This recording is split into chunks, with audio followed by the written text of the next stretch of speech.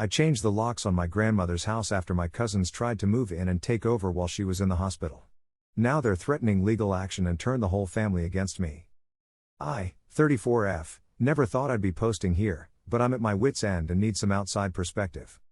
Some background: my grandmother, 86F, raised me after my parents died in a car accident when I was 8. That night is still seared into my memory, Grandma showing up at our house in her old blue bathrobe, holding me while the police officers delivered the news. She didn't hesitate for a second when it came to taking me in, even though she was already in her late 50s and had just lost her only daughter, my mom. She's the strongest, most loving person I know, and she sacrificed everything to give me a good life. She came out of retirement and went back to teaching part-time just to make sure I could have dance lessons and summer camp like the other kids. She never missed a single school event, taught me to bake her famous lasagna, a closely guarded family recipe, and somehow managed to make every holiday magical even though it was just the two of us. She's been living alone in her house since my grandfather passed 15 years ago, but I visit her daily and help with everything from groceries to doctor's appointments. The house itself is this beautiful old Victorian that Grandpa spent years restoring. It's been in the family for 3 generations, and Grandma loves telling stories about how her parents saved for years to buy it during the Great Depression. 2 weeks ago, Grandma had a severe fall while tending to her prized rose garden. I usually help her with the gardening, but I had a work meeting that morning, and she insisted she could handle it. "These old bones still know their way around a garden," she said. "I'll never forgive myself for not being there."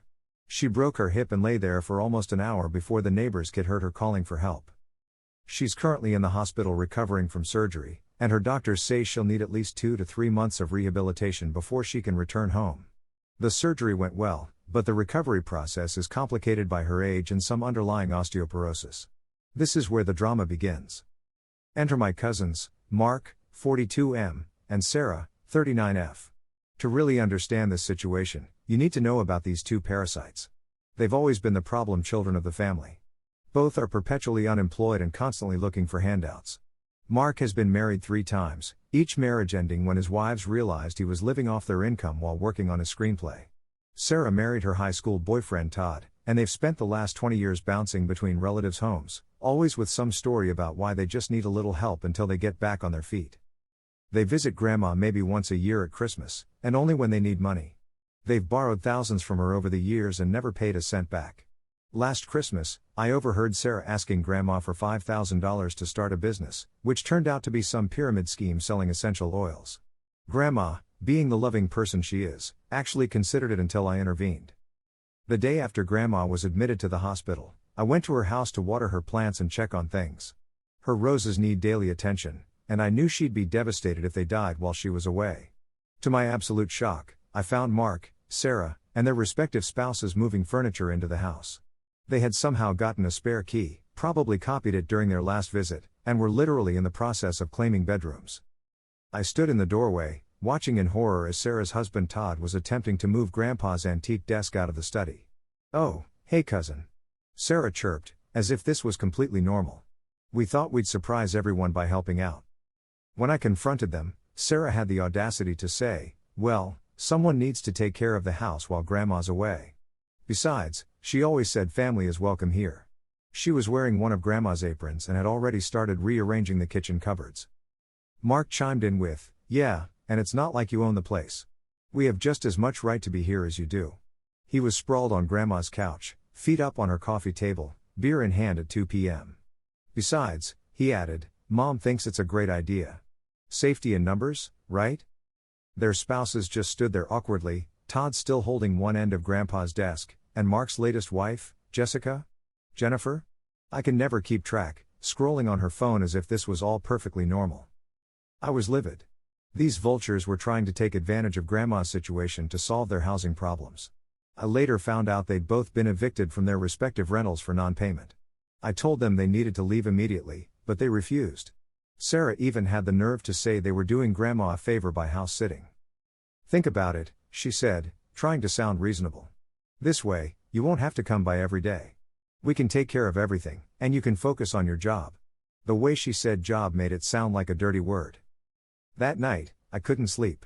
I kept thinking about how Grandma would feel, coming home from rehabilitation to find her house turned upside down. I knew if they established residency, it would be nearly impossible to get them out. I've watched enough Judge Judy to know how these things go. So the next morning, I called a locksmith and had all the locks changed. It cost me $475, but it was worth every penny. I also installed security cameras, with my own money, and informed all the neighbors to call me if they saw anyone trying to break in. Mrs. Rodriguez next door, who's known Grandma for 30 years, was particularly vigilant. She even offered to let me park my car in her driveway so I could watch the house. When Mark and Sarah returned from wherever they'd gone, probably job hunting, and couldn't get in, all hell broke loose. They started screaming on the front lawn, calling me every name in the book. Sarah was literally jumping up and down in rage, screaming about family loyalty and how I'd always been Grandma's little princess. Sarah's husband Todd even threatened to break down the door, but thankfully Mrs. Rodriguez called the police. She later told me she recorded the whole thing on her phone, just in case. When the police arrived, Mark tried to convince them that they were legal residents, but since they couldn't provide any proof of residency, they were escorted away. The look on Sarah's face when the officer told her to leave was priceless. Now here's where it gets even messier. They've been calling every family member, spinning this tale about how I'm trying to steal Grandma's house and isolate her from the family. According to them, they were just trying to help take care of things and I'm being selfish and controlling. They've even started posting about it on Facebook, making me look like some kind of evil villain. My Aunt Karen, their mother, called me in tears, saying I'm tearing the family apart. They're your cousins. She wailed. Family helps family. Your mother would be so disappointed in you. That last part hit particularly hard, considering my mom was always the peacemaker in family disputes. My Uncle Steve, their father, is threatening legal action, claiming I have no right to change the lock since I'm not the property owner. He's a sovereign citizen type who thinks he knows more about law than actual lawyers because he watches YouTube videos about it. Even some of my closer relatives are starting to question my actions, suggesting I should have found a compromise. Maybe they could just stay in the basement, my cousin Jennifer suggested. Just until they get back on their feet. As if I haven't heard that one before. The thing is, I have Grandma's power of attorney for medical decisions, but not for property matters. She's mentally sharp as a tack, thankfully, but with the pain medication and recovery, she's not really in a state to deal with all this drama right now. I've told her the basics of what's happening, but I've spared her the worst of it to avoid stressing her during recovery. I did what I thought was right to protect my grandmother's home and interests, but now I'm doubting myself. The few family members who are still talking to me are saying I should have handled it differently. Maybe I should have tried harder to reason with them or gone through official channels. But here's the thing, I know my cousins. They've pulled similar stunts before, taking advantage of elderly relatives. A few years ago, they moved in with our great-aunt Mabel under the guise of helping her, and within 6 months, they had drained her savings account and trashed her house. They somehow convinced her to add them to her checking account just in case of emergencies, and then systematically emptied it. They even sold her vintage Hummel figurine collection on eBay while she was at a doctor's appointment. Poor Aunt Mabel ended up having to sell her house to pay off the debts they racked up in her name. She spent her last years in a tiny apartment, too embarrassed to tell anyone what really happened. The official family story is that she made some bad investments, but I know the truth because she confided in me before she passed. I refuse to let that happen to my grandmother. She worked too hard for everything she has, and she deserves to recover in peace, knowing her home is safe. But the family pressure is intense, and the threats of legal action are scary, even though I'm pretty sure they're just bluffing. Last night, Sarah sent me a long text message that alternated between threatening me with legal action and guilt-tripping me about family loyalty. She actually wrote, "Grandma always liked you best, but some of us have real problems and need help." As if I didn't spend years in therapy dealing with the loss of my parents while she was partying through college on her parents' dime. Update: First, thank you all for the overwhelming support and advice. A lot has happened since I posted this morning, and I'm still processing everything. 1.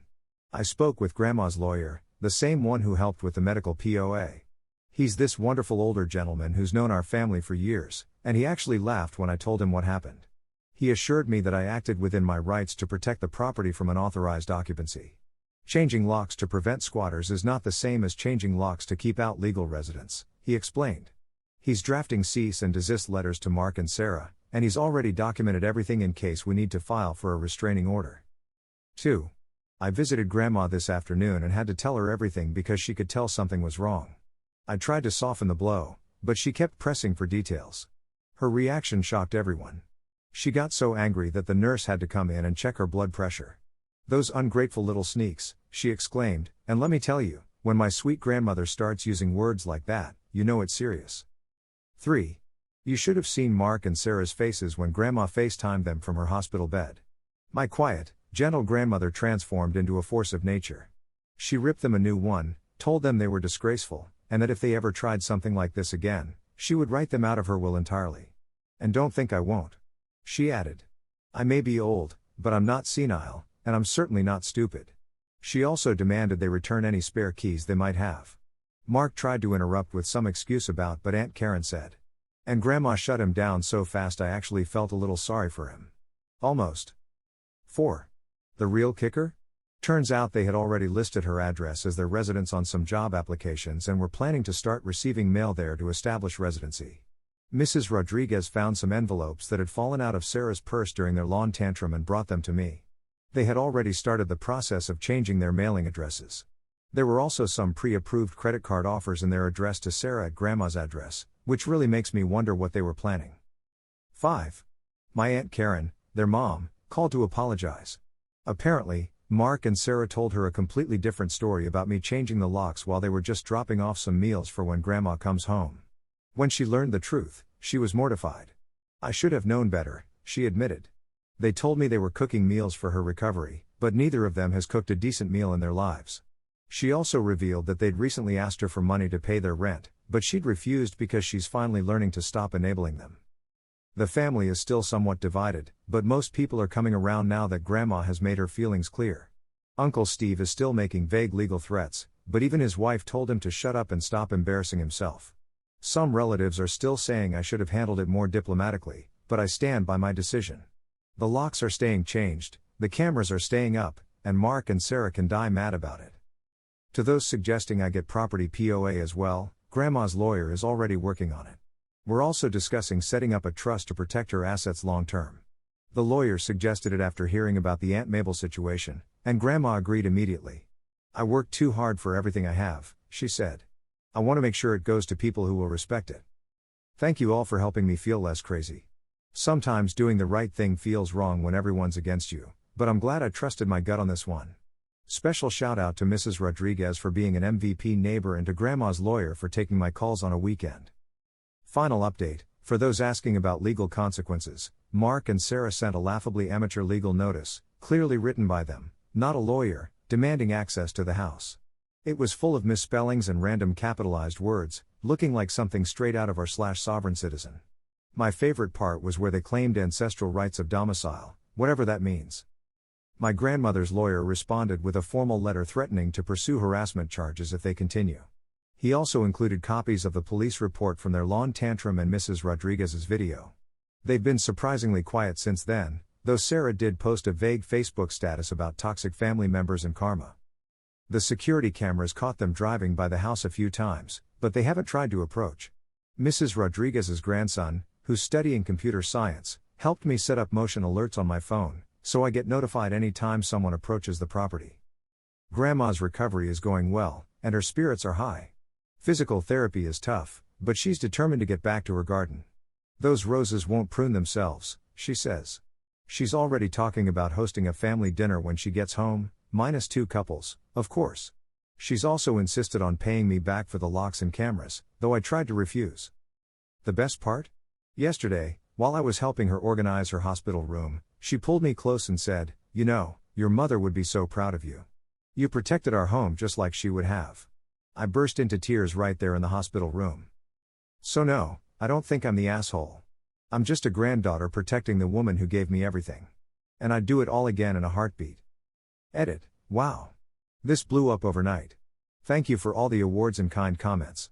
To answer some common questions. Yes, we've informed the police about the situation and have a record of the incident. The security cameras are monitored 24/7 through my phone. I'm staying at Grandma's house most nights to keep an eye on things. No, Mark and Sarah have not apologized. Yes, Grandma's legendary lasagna recipe will stay safe from their grubby hands. For those asking about Aunt Mabel's Hummel figurines, we did try to track them down on eBay, but no luck. Several people have asked if I'm willing to share Grandma's lasagna recipe. Sorry, but that's staying in the family. And no, Mark and Sarah don't have it. To the person who suggested I write a book about Grandma's life, she actually keeps a journal, and we've talked about turning it into a memoir someday. Update on the roses, they're doing fine. Mrs. Rodriguez has been helping me water them. Final edit, just because several people asked, yes, this is my real account.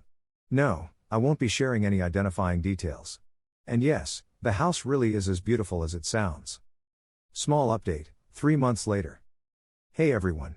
A lot of you have been DMing me asking for updates, so here's a quick one. 1. Grandma is home. Her recovery went better than expected, and she's already back to tending her roses, though she now uses a gardening stool I got her instead of kneeling. The physical therapist comes twice a week, and she's getting stronger every day. 2. Mark and Sarah finally showed their true colors to the rest of the family. Last week, they tried to convince Uncle Steve to sue Grandma for their share of the inheritance early because they're facing foreclosure on their homes. He refused and has officially joined Team Grandma. 3. We had that family dinner Grandma promised. The funny part? Several relatives who initially sided with Mark and Sarah came up to me privately to apologize. Aunt Karen brought photo albums showing the state of Great-Aunt Mabel's house after Mark and Sarah lived there. Let's just say there won't be any more family members suggesting we compromise. 4. The security cameras came in handy. They caught Sarah trying to sneak into the backyard at 2 a.m. last week. When the police confronted her, she claimed she was just checking on Grandma's roses. At night. In black clothing. While Grandma was clearly visible watching TV in the living room, rolling eyes face. 5. Oh, and remember that lasagna recipe everyone was asking about? Grandma spent a whole weekend teaching me every detail, including her secret ingredient. No, I still won't share it. She said she wants to make sure it stays with someone who appreciates family traditions for the right reasons. That's all for now. Thanks again for all the support. Grandma wants me to tell you she's read every comment and is touched by all the kind internet people. Edit, yes, we changed the locks again after Sarah's midnight garden adventure. Better safe than sorry.